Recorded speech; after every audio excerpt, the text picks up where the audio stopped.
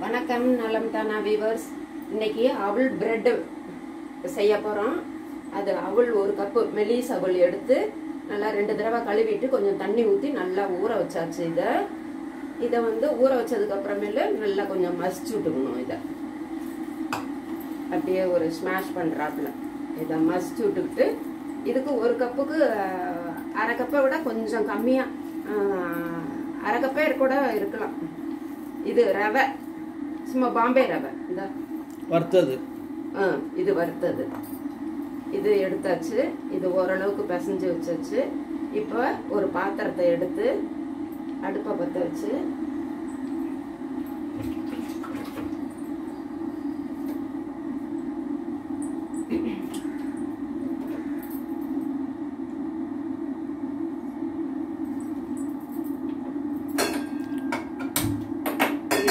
இதுல அரை கப்பு ரவை எடுத்துருக்குறோம்.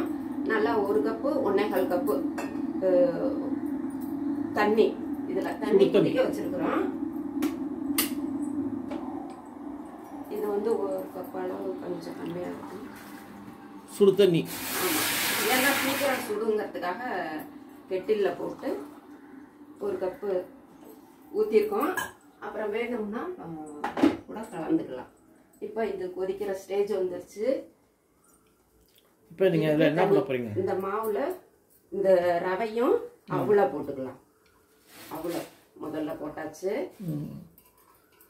அது கிண்டணுமோ வேணாம், தேவையில்லை. அதை போட்டு அப்படியே கிண்டிக்கிட்டு இந்த ரவையையும் போட்டுருணும். எடுத்து வச்ச ரவையும் இதுல போட்டு நல்லா கெட்டிமா வர வச்சிடணும்.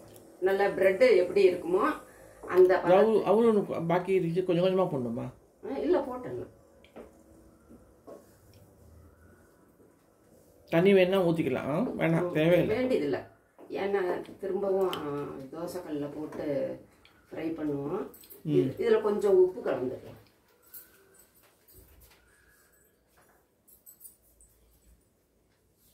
இதுல கொஞ்சமா உப்பு. சத்தம் உப்பு. ரொம்ப இழுக்காது, காரம் இல்லாததுனால அதுக்கு தனியா உப்பு போடுவோம் உள்ள ஸ்டஃப் பண்றதுக்கு. இதை நல்லா வெட்டி பதத்துக்கு வர்ற வரையிலும் கிளறிட்டு விட்டுக்கணும். இது மார்னிங் பிரேக்ஃபாஸ்டாகவும் சாப்பிட்லாம், ஈவினிங் ஸ்நாக்ஸாகவும் சாப்பிட்லாம். இது இந்த ரவா வேகணும். ஆமாம், ரவை வேகணும், அவ்வளோதான். அந்த பைண்டிங்காக தான் அந்த அவளும் சேர்க்கறது வேற. அது ஒரு ஹெல்த்தி வேற. அவளும் இது ஒரு மாதிரி வித்தியாசமா இருக்கும். எண்ணெய் ஊற்ற வேண்டாம், எண்ணெய் கொஞ்சம் ஊற்றிக்கலாம். எண்ணெய் ஒட்டாமல் இருக்கிறதுக்காக. சைடில் ஒட்டுது. நம்ம கையிலையும் தடவிக்கிட்டு இதை வந்து பிரெட் மாதிரி தட்டணும், தேய்க்கணும். கல்லில் வச்சு தேய்க்கிறதா இருந்தாலும் தேய்க்கலாம். நான் வந்து இன்னைக்கு ரவுண்டு ஷேப்பில் போடலான்ட்டு இருக்கிறேன். 2 தினசாவும் செய்யலாம்.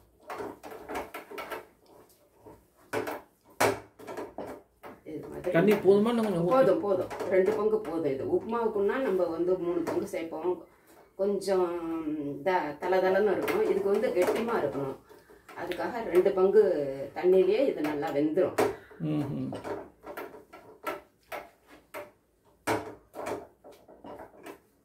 புழுங்கணும், மூட விடணும், வேணாமே. கொஞ்ச நேரம் நல்லா கிளறி விட்டு ஒரு 6:30 வரையில நல்லா மூடி புழுங்க வச்சிடலாம்.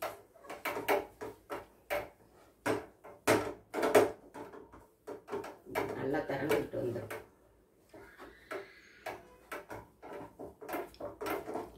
இது காலையில பிரேக்ஃபாஸ்ட் ரொம்ப ஈஸியா செஞ்சிடலாம். தினம் இட்லி தோசைக்கு இந்த மாதிரி. இதுல கலக்கறதுக்கு நம்ம வெங்காயம், குடமிளகாய், கேரட்டு, இத பைண்டிங்க உள்ள வச்சு ஸ்டஃப் பண்ணுவீங்களா?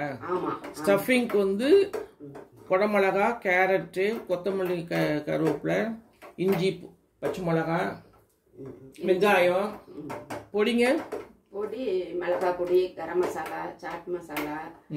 நம்ம ஸ்பைசியா வேணும்னா சிக்கன் மசாலா கூட போட்டுக்கலாம்.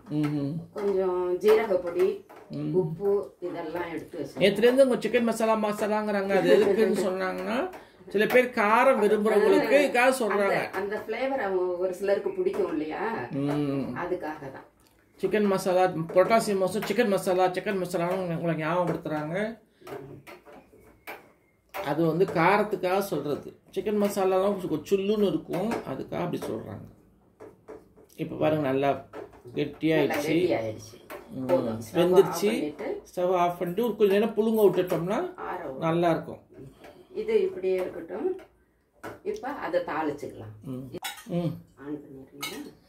இப்போ ஸ்டஃபுக்கு ஸ்டஃபிங்க்கு என்ன பண்ணுறீங்க? எண்ணெய் ஊற்றிருக்கீங்களா? எண்ணெய் ஊற்றிருக்கேன். இதுக்கு கடுகெல்லாம் தாளிக்க வேணாம். அதெல்லாம் வேண்டியதில்லை. வேணும்னா கொஞ்சம் ஜீரகம் வேணுமா, ஜீரக பொடி எடுத்து வச்சிருக்கிறோம், அதனால வேண்டாம் கூட வேண்டியதில்லை. இப்போ இதில் இல்லாதவங்க ஜீரகம் இதில் டேரெக்டாக போட போகிறீங்க.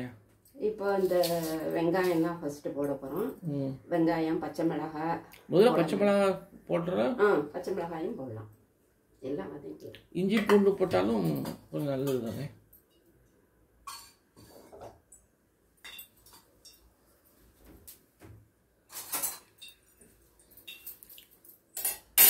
எண்ணெய் காஞ்சிருச்சு. இப்போ பச்சை மிளகாய் போட்டுடுறாங்க.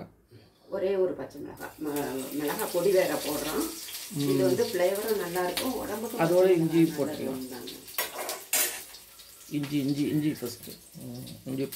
இஞ்சி பூண்டு நல்லா துருவுனது நல்லா ஒரு ஸ்பூன் நல்லா போட்டாச்சு. இது வெங்காயம் நல்லா பொடியாக அரிஞ்சது, பெரிய வெங்காயம் மீடியம் சைஸ் 1. இது எவ்வளோ நேரம் வதங்கணும்?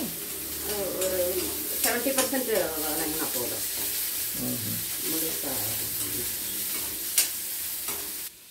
வெங்காயம் பாதி வதங்கிடுச்சு. இப்போ குடமிளகாய்.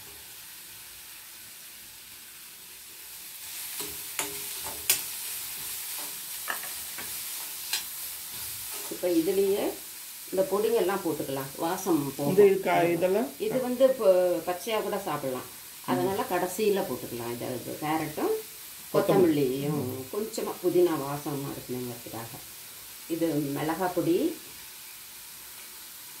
இது வந்து கரம் மசாலா கொஞ்சம், ஜீரகப்பொடி, சாட் மசாலா இந்த புளிப்புக்காக நான் கொஞ்சம் சேர்த்துருக்கிறேன், அவ்வளோதான். மஞ்சத்தூள், இது உப்பு, இது கொஞ்சம் இதுக்கு தகுந்த உப்பு, அவ்வளோதான். இதை கொஞ்சமாக வதங்கினதுக்கப்புறம் இப்போ கேரட்டும் கொத்தமல்லி தலையும் இதில் போட்டு வதக்கலாம். உருளைக்கிழங்கு இதை வேக வச்சு இதில் ஸ்மாஷ் பண்ணி அது உள்ள ஸ்டஃப் பண்ணோம்னா பைண்டிங்காகவும் இருக்கும், பிள்ளைங்களுக்கு குழந்தைங்களுக்கும் நல்லது. நான் வந்து உருளைக்கிழங்கு சேர்க்கல. நம்ம போடுற வீடியோல உருளைக்கிழங்கு சேர்க்கறது. வேற கிழங்கு கூட நம்ம சேனக்கிழங்கு, சேப்பங்கிழங்கு இது மாதிரிலாம் வறுத்து கூட வேக வச்சு கூட இதில் கலந்துக்கலாம். உருளைக்கிழங்கு டேஸ்ட்டே வித்தியாசமாக தான் இருக்கும். ஒரு வாட்டி உருளைக்கிழங்கு டிஷ் செஞ்சு காமிக்கிறோம். நல்லா பச்சை வாசம் போயிடுச்சு.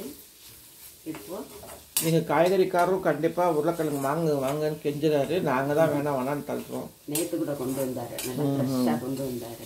நாங்கள் ஒரு வாட்டி உருளைக்கிழங்குல வந்து செஞ்சு காமிக்கிறோம். உருளைக்கிழங்கு செய்ய தெரியாமல் இல்லை, பட் சேர்த்துக்கிறது இல்லைன்றதுக்காக செய்கிறது இல்லை. இந்த வாசம் போயிடுச்சு. இப்போ இதில் கேரட்டு நல்லா பொடியாக துருவி வச்சது, கொத்தமல்லி, ஒரு 4 இலை புதினாவும், அந்த வாசமாகவும் இருக்கும், சரிமா டைஜஷனுக்கும் நல்லது. இல்லை வேறு காய் ஏதாவது போட்டுக்கலாம்ல? போடலாம். பட்டாணி பட்டாணியும் வேக வச்சு கலந்துக்கலாம். வேறு காலிஃப்ளவரில் கூட அது நல்ல பொடி மாதிரி துருவி ஸ்டஃப்டு வந்து நமக்கு என்னன்னா சேர்த்துட்டு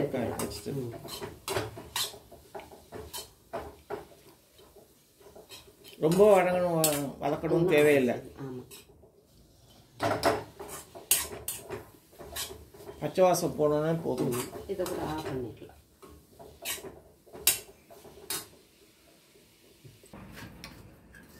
நல்லா ஆறிடுச்சு. நல்லா பிசைறாங்க பாருங்க. நல்லா பயந்தாங்க. நல்லா அப்படி சப்பாத்தி மாவு மாதிரி பிசைறாங்க. இதையும் ஆற வச்சிடலாமா? பிளேட்ல எடுத்து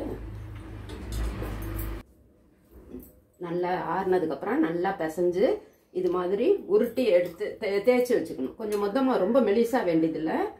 இதில் வந்து கொஞ்சமாக போதும். இதை வந்து இப்படி ஸ்ப்ரெட் பண்ணிக்கணும். இப்போ அது மேலே இன்னொரு மாதிரி தேய்ச்சி வச்சு இதே மாதிரி தேய்ச்சி வச்சுக்கிட்டு இதை கொஞ்சம் அமுக்கிட்டு நமக்கு வேணுங்கிற டிசைனில் ரவுண்டாகவும் வச்சுக்கலாம். பார்க்கறதுக்கு ப்ரெட்டு மாதிரியே இருக்கும். ஸ்கொயராக கட் பண்ணோம்னா ப்ரெட்டு மாதிரியே. அவ்வளோ. அப்புறம் திரும்பவும் இன்னொரு தடவை செய்கிறப்ப அதை திரும்பவும் பிசைஞ்சு எடுத்துக்க வேண்டியது. இந்த மெதுவாக செய்யுங்க, டென்ஷன்.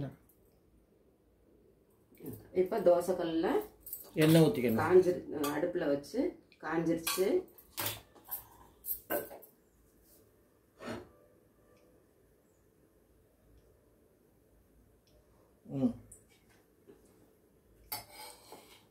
சூப்பர். போட்டு ரெண்டு பக்கமும் நல்லா கொஞ்சம் ப்ரௌன் கலராக லைட்டாக சிம்மில் கொஞ்சம் மீடியத்தில் வச்சு ப்ரௌன் கலராக வச்சு நெய்யும் ஊற்றிக்கலாம். பிரெட் இல்லாதவங்களுக்கு ஈஸியாக செஞ்சிடலாம் இல்லையா? இதே மாதிரி அவளும் உடம்பு நல்லது, ரவாவும் நம்ம சேர்த்துக்கிறோம். உள்ளே வச்சிருக்கிற ஸ்டஃப்புங்களும் நல்லா உடம்புக்கு நல்லது. ரொம்ப வேலையும் கிடையாது. ஆமாம்மா, ரவையும் அவளையும் அடுப்பில் போட்டு கிளறிட்டு அதெல்லாம் அறிய வேண்டியது தான். வேற ஒன்றும் பெருசாக வேலை. கொஞ்சம் விடுங்க, கொஞ்சம் பொறுமையாக வேக விட்டு. அதெல்லாம் மேலே ரோஸ்ட் மாதிரி வரணுமா இல்லை வெள்ளையாக இருந்தாலும் பரவாயில்லையா? கொஞ்சம் லைட் ப்ரௌன் கலராக வரணும். இல்லை, உள்ளுக்குள்ளேயே மசாலும் நம்ம வந்து ஏற்கனவே வேக வச்சு வச்சுருக்கோம். இதையும் வந்து நம்ம ஏற்கனவே வேக வச்சு வச்சுருக்கோம். நீங்களும் செஞ்சு பாருங்கள். நலந்தானா சேனலுக்கு சப்ஸ்கிரைப் பண்ணுங்கள், பெல் பட்டனை மறந்துடாமல் அமுக்குங்க. உங்கள் கமெண்ட்ஸ் எங்களுக்கு வேணும். நல்லா ஒரே வாயில் சாப்பிட்றாப்புல சின்ன சின்னதாக ரவுண்டாக கூட செஞ்சு வச்சா கூட பிள்ளைங்களுக்கு. இது இந்த மாதிரி பிரெட்னு சொன்னோம்னா ஸ்கூலுக்கு வந்து மார்னிங் டிஃபனுக்கு எடுத்துகிட்டு போவாங்க. டப்பாவில் லஞ்ச் பாக்ஸில் வந்து பண்ணி கொடுத்தோம்னு வச்சுக்கோங்க. எல்லாருக்கும் லைக் பண்ணுங்க. நல்லா விடுங்க, கொஞ்சம் நேரம் ரோஸ்ட் ஆகட்டும். இன்னும் கொஞ்சம் தேய்ச்சி விடலாங்க, இல்லை இன்னும் கொஞ்சம் தேய்க்கலாம்.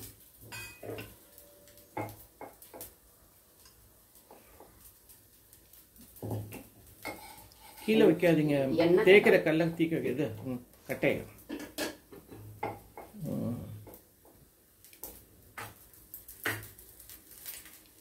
இப்போ நல்லா சூப்பராக ரோஸ்ட் ஆகிருக்கு பாருங்க.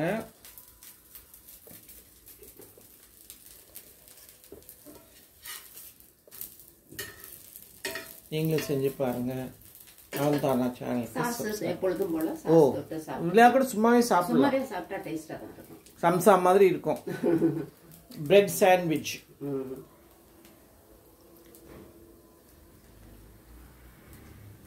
பாய்.